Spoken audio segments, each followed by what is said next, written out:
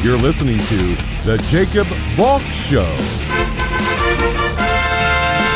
He's breaking down the latest and greatest in sports as only he can. Follow him on Twitter at RealJacobValk. Here he is, Jacob Valk. Hello,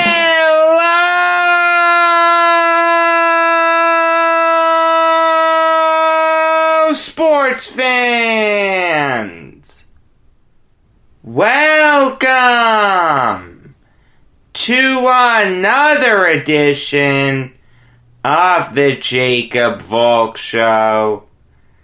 I am Jacob Valk, and I have to start with a report by Adrian Wojnarowski and Zach Lowe of ESPN saying that NBA teams are expecting guidelines around June 1st for the eventual return of basketball. There will be an initial 2-week recall of players into team marketplaces for a quarantine. So another quarantine. You have to leave a quarantine to go into another quarantine. That's weird. 1 to 2 weeks of individual workouts at team facilities and a 2 to 3 week formal training camp. The NBA is also considering a 2-site format for the return of the season: Disney World and Las Vegas.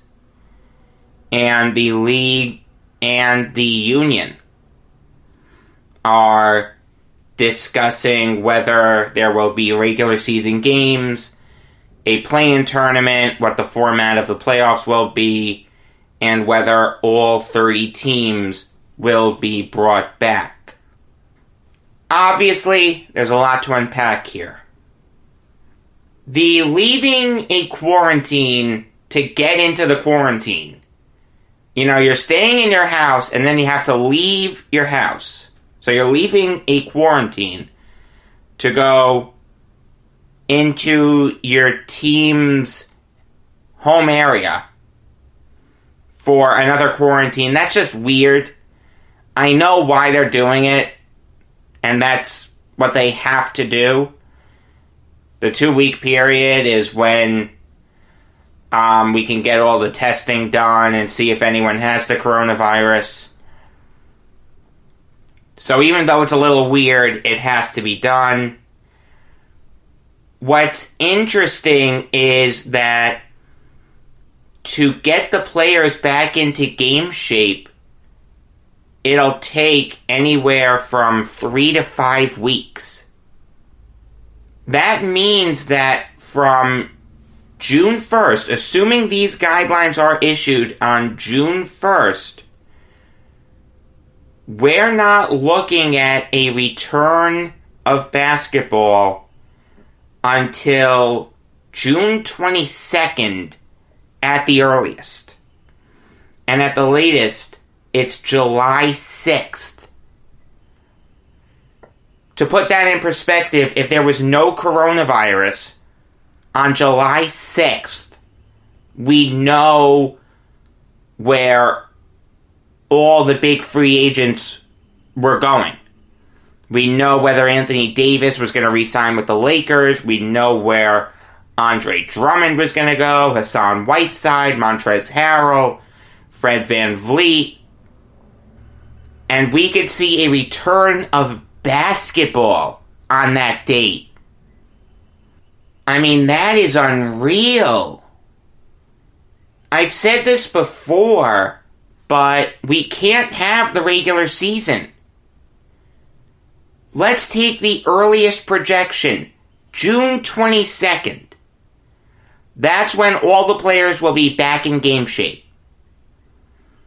You still have to coordinate everything with Disney and Vegas. God only knows how that's going to work. Just because the players are ready to play doesn't mean that they're actually going to play. You have to coordinate this with the arenas, the state government. I mean, there are a bunch of hoops that you have to jump through here. So realistically, you're not getting this off the ground until July at the earliest. Even if it takes until mid to late June to get these players back into game shape. You still have to get the sites lined up. Under those parameters, I just don't see how you can have a regular season. I just don't. I think you go into a shortened playoffs. I mean, let's say it takes until the middle of July to get the first game off the ground.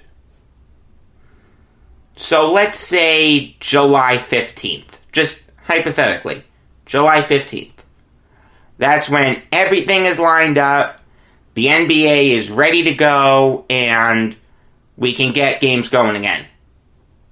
If you finish out the regular season, the playoffs aren't starting until August. The playoffs take 2 months. So you're going to go into October to finish these playoffs. And then what? You start the next season on Christmas? So you have a shortened season? I don't get that. I don't understand the logic behind impacting 2 seasons.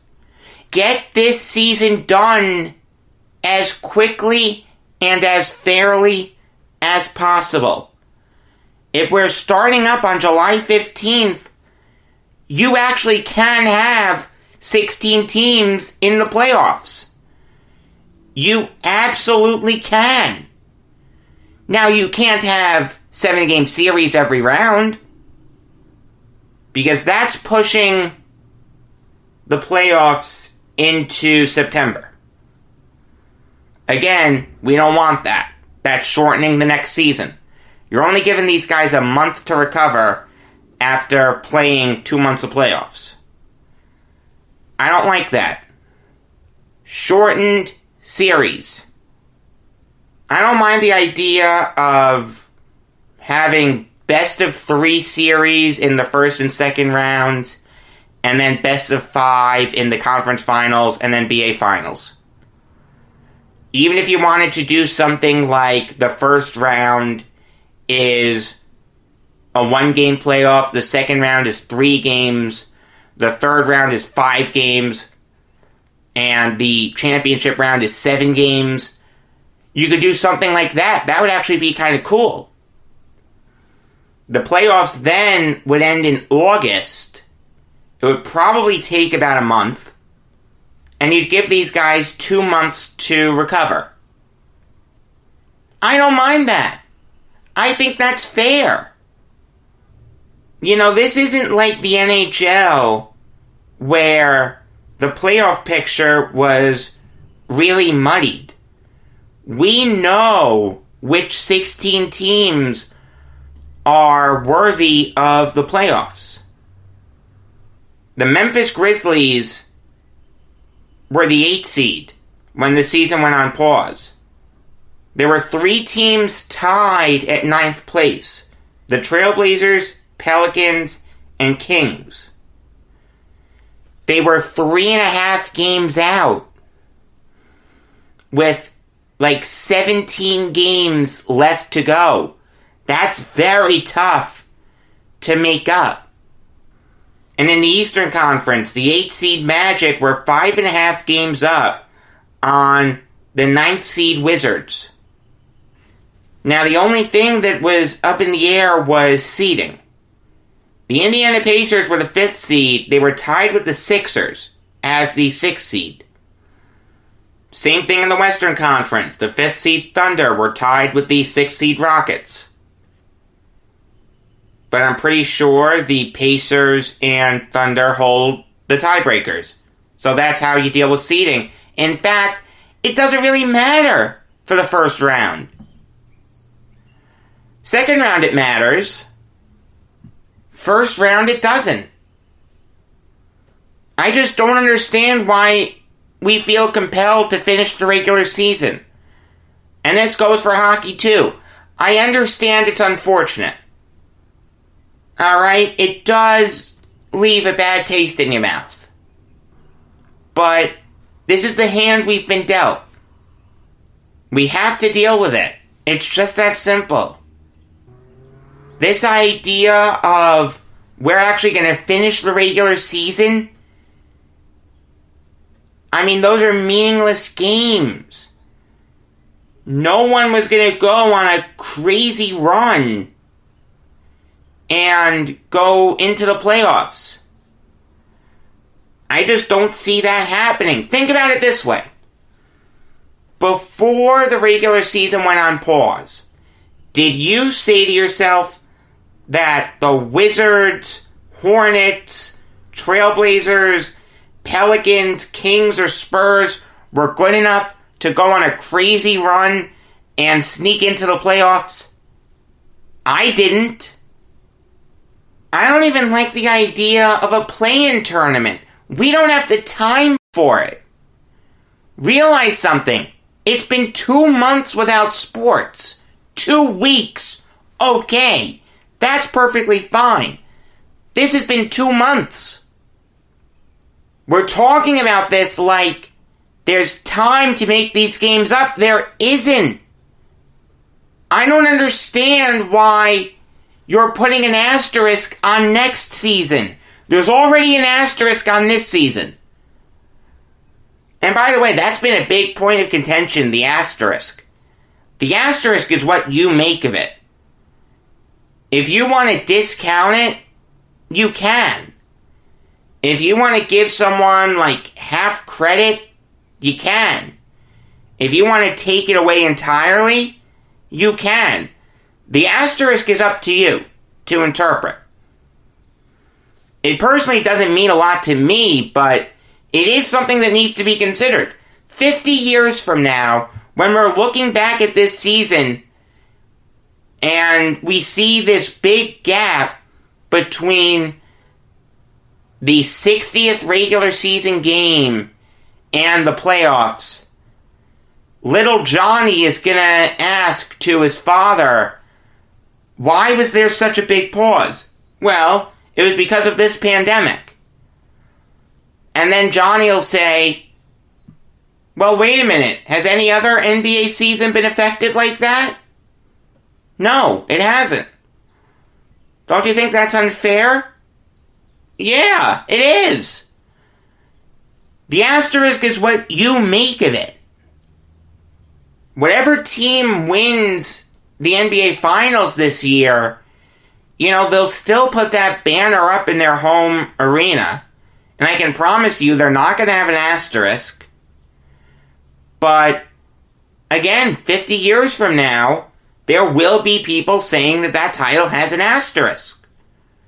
And they'll be right. But it's, again, the asterisk is what you make of it. Let's take the Bucks for example. If Giannis only finishes with that one title, yeah, that's a huge issue for his legacy. But if it's a team like the Lakers or the Clippers, where their stars have already won titles, it's not that big a deal. Look, this is a tough situation. I don't envy Adam Silver at all. This has been probably the toughest season that any NBA commissioner has ever had. He has to navigate the death of Kobe Bryant along with this. I mean, that's unreal. I don't envy Adam Silver. I understand that this is a tough situation, but I just don't like the idea of impacting 2 seasons. That's the thing. If you want to go straight to the playoffs and have a full playoffs, you can do that. That's perfectly fine, but you have to guarantee me that were not going to impact next season. Well, it's up to the players if it's impacted or not. Well, yes and no. I understand that they may take some extra load management days, but they're taking those because of a situation that you put them in. You're the one who put them in the situation to not have a lot of rest. Give them as much rest as you can, and let's leave this as an isolated situation. Don't impact 2 seasons. That's the bottom line. Moving on now to Devonta Freeman news. According to Mike Silver of NFL.com, the Jets and the Eagles are interested in signing him. Let me start with the Jets. It makes no sense. It makes literally 0 sense for the Jets to go out and sign Devonta Freeman. I like Freeman a lot.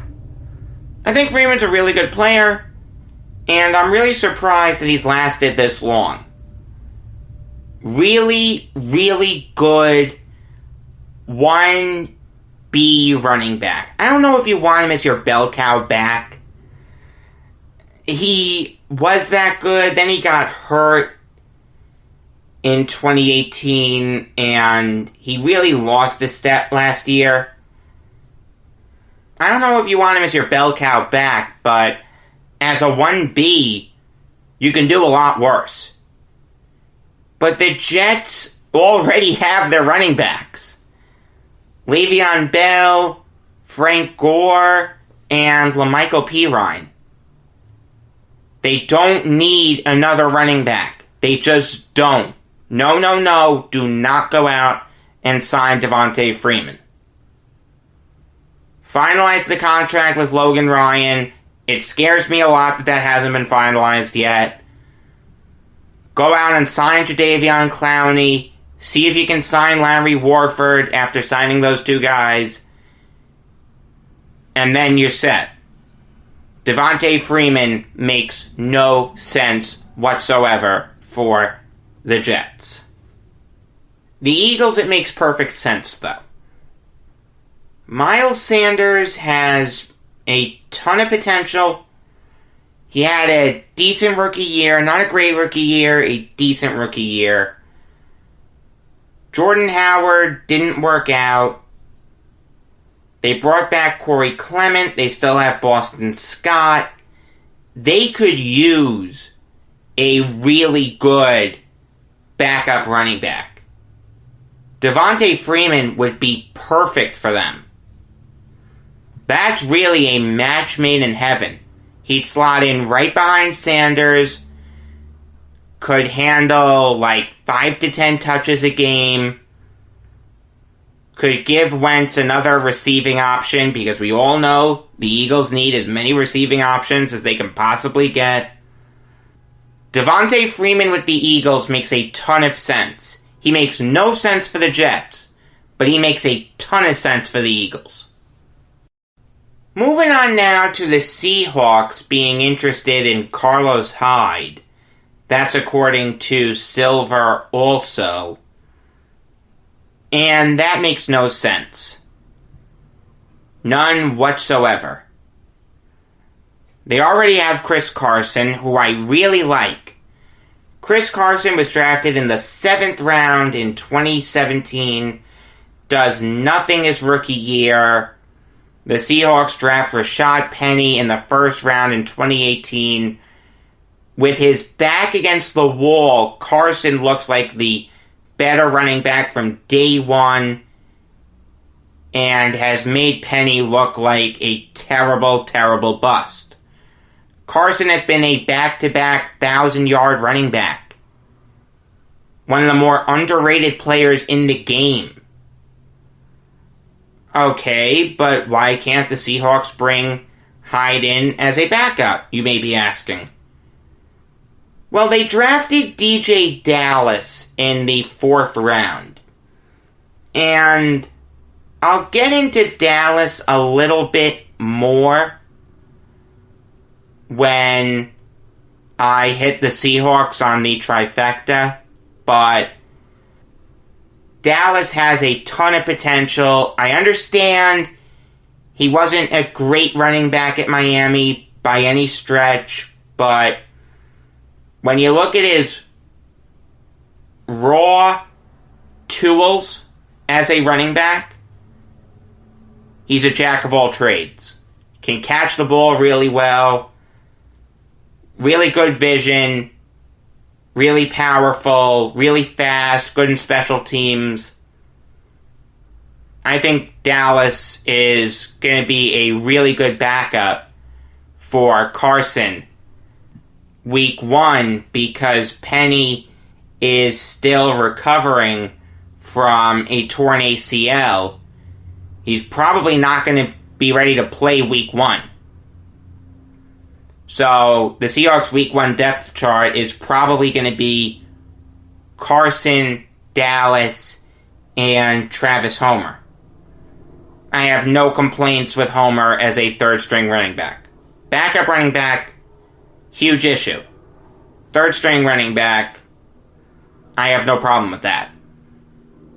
I don't see why the Seahawks are in such a rush to add another running back. They're also interested in Devontae Freeman. What did Chris Carson and DJ Dallas do to make you want to add another running back? Now, it's nothing against Carlos Hyde. Carlos Hyde was a 1,000-yard back last year. Really, really good player throughout his career. He just doesn't fit the Seahawks. The Seahawks are better off going into the season with Carson, Dallas, Penny, and Homer in that order. In fact, if they just want to move on from Penny entirely, I have no problem with that at all. I don't know how you would do it, but Rashad Penny is already a huge bust to me. Alright, it's time for me to recap the Green Bay Packers draft class. I'm going to rip them a new one. There's really no reason to do the trifecta because I know this is going to go long. Had a big story with the NBA earlier. The trifecta is just if there's nothing else to talk about. I want to give you good content, and that's some evergreen stuff right there. That's some stuff that's timeless. But I don't need to do that here. This will still be a long enough show without me doing This Day in Sports History and a Mount Rushmore. So I'm just going to recap the Packers draft class right now. Here we go, let's do it. I've been waiting to rip these guys a new one for a long time. Because I own this team, and I am disgusted at what they did. I am literally disgusted. Obviously, I have to start with Jordan Love, a topic that's dominated sports talk ever since he was picked. And this is only really the second time I'm talking about it, which is good. I don't like rehashing the same thing over and over again. I talked about it the day after he was picked, and I'm going to talk about it now for the trifecta. Very, very fair. It's nothing against Love. Jordan Love, I think, can be a very good quarterback. And he landed in a great spot in Green Bay. The fact that he's going to get to learn from Aaron Rodgers, I mean, that's a match made in heaven. And this is a guy who needed a ton of seasoning. A lot of people had a much higher opinion on Jordan Love than me. ESPN, in their final big board, had Love ranked higher than Justin Herbert. I had Herbert at 15, and I had Love at 57. The guy has a cannon for an arm, but that's pretty much it. He had a terrible year last year at Utah State. His accuracy is terrible. Not the most mobile quarterback in the world, which doesn't bother me a whole hell of a lot, but for some teams it does bother them. Look, I think Jordan Love can take over for Aaron Rodgers at some point. But that's just it. They still have Aaron Rodgers. Aaron Rodgers has been the best quarterback in the NFL for a long time. He's not there anymore. It's Patrick Mahomes. But Aaron Rodgers is probably going to end his career with just one Super Bowl. That's the ultimate travesty. This was the Packers' last great chance to surround him with guys who could help him. They bring in a great young coach in Matt LaFleur, who I think is going to be in Green Bay for a really long time. The Packers beef up the defense last offseason with Preston Smith, Zadarius Smith, and Adrian Amos. The one thing they were missing was dynamic pass catchers. Aaron Rodgers can make bad receivers look good. He's done it his whole career. But go back to the year that he won the Super Bowl. Greg Jennings was a 1,000-yard receiver that year. James Jones was coming into his own. Same thing with Jordy Nelson. They had Donald Driver at the end of his career still being good. The Packers, throughout Aaron Rodgers' career, have never surrounded him with great pass catchers, with the exception of that year. Look, Davante Adams is a great wide receiver. No question. One of the best wide receivers in the NFL. But that's it. Adams fills that old Greg Jennings role. Where's their James Jones? Where's their Jordy Nelson? Where's their Donald Driver? They don't have one. Marquise Valdes-Scantling isn't good. Alan Lazard isn't good. Geronimo Allison isn't good. Instead of going all in for a Super Bowl, the Packers decided to prepare for the future. Well, if you were going to go that route, why do you still have Aaron Rodgers? It's Giants logic. If you're going to go all in with Eli Manning, why would you take Daniel Jones? If you're going to go all in on Aaron Rodgers, why would you take Jordan Love? It's the same thing. It makes no sense. Nothing against Love. I think he'll be a really good quarterback. But this puts the nail in the coffin for the Packers' Super Bowl hopes for the near future. Aaron Rodgers will never win another Super Bowl in Green Bay. Oh, but Jacob, they still had 6 other rounds. You're being too harsh on the Packers. Okay, let's examine what the Packers did with those picks. They took A.J. Dillon late in the second round. Big reach. I had a late third round grade on him. They took him in the late second round. Now, Dillon has a great frame. Fantastic last year at Boston College. Rushed for over 1,600 yards and 14 touchdowns. He was one of the best running backs in the nation last year. I understand that, but when you look at what he needs to be a successful NFL running back, he's not there. He doesn't have good vision. He's not a good pass catcher. So what's Rodgers going to do with him? He's incredibly powerful. And he's super athletic. I get that.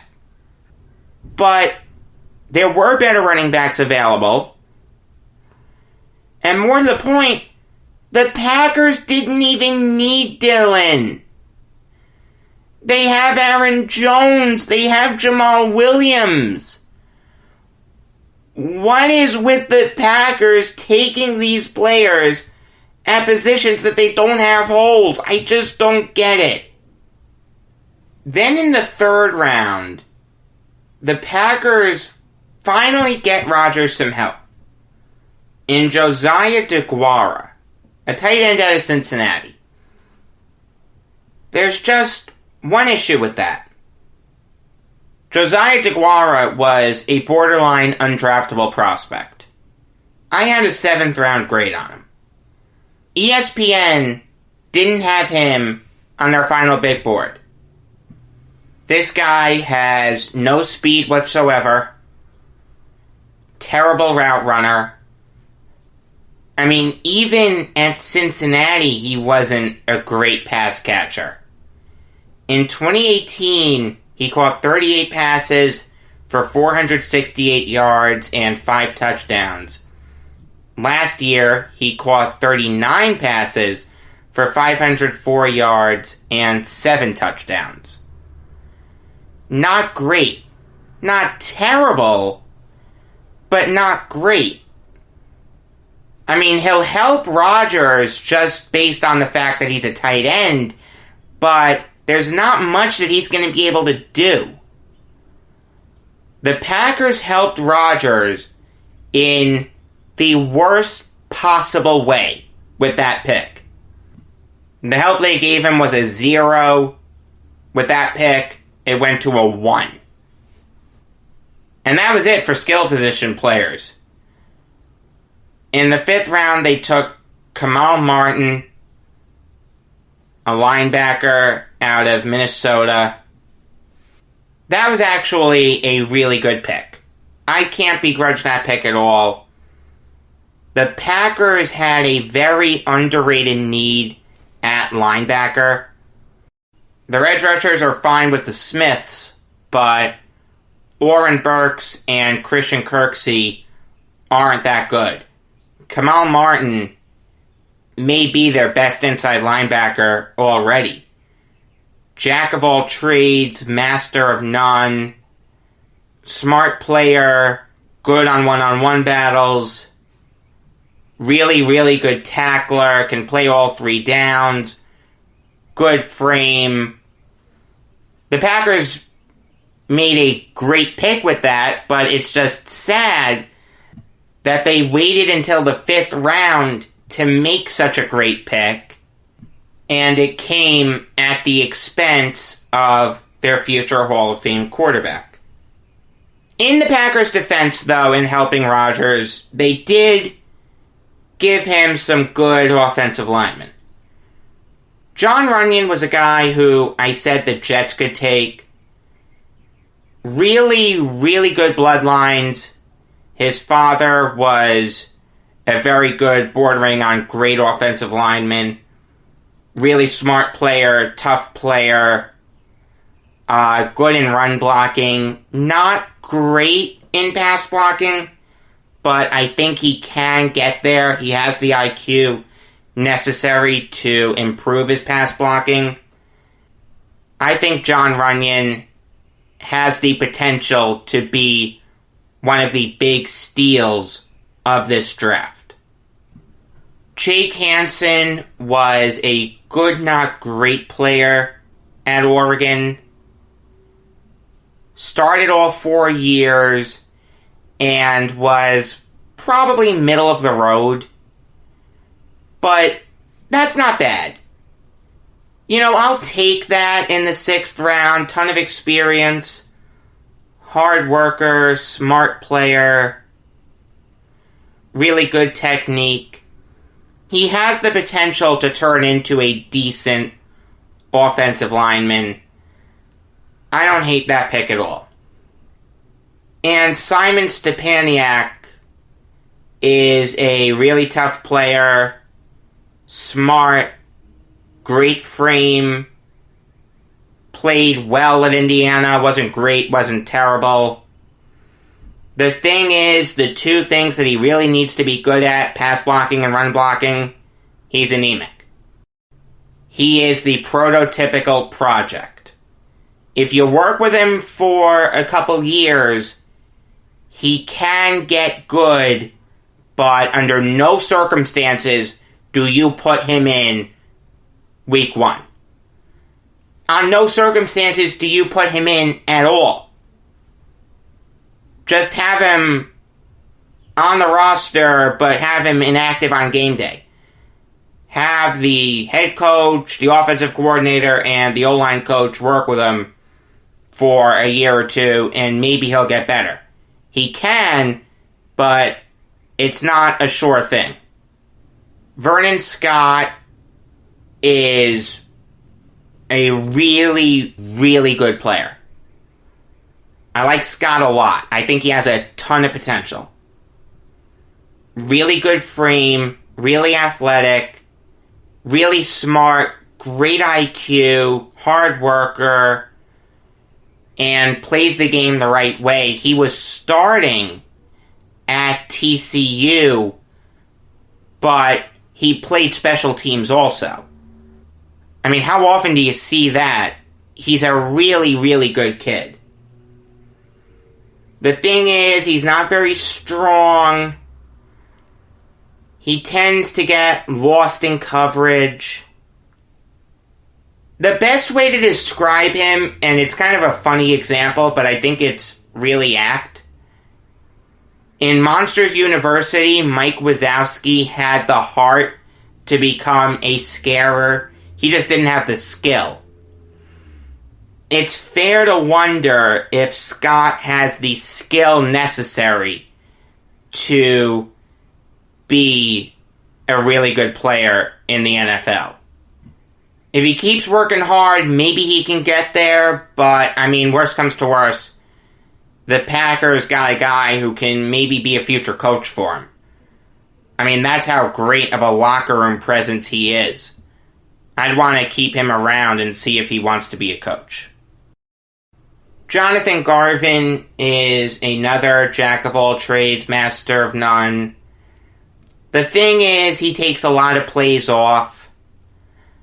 Doesn't have the best football IQ. He tries to coast on his talent, and he's not there. He has talent, but he's not at the level where it's forgivable.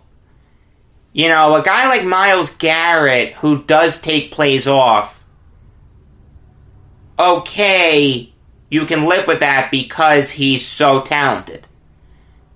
Garvin isn't at that level.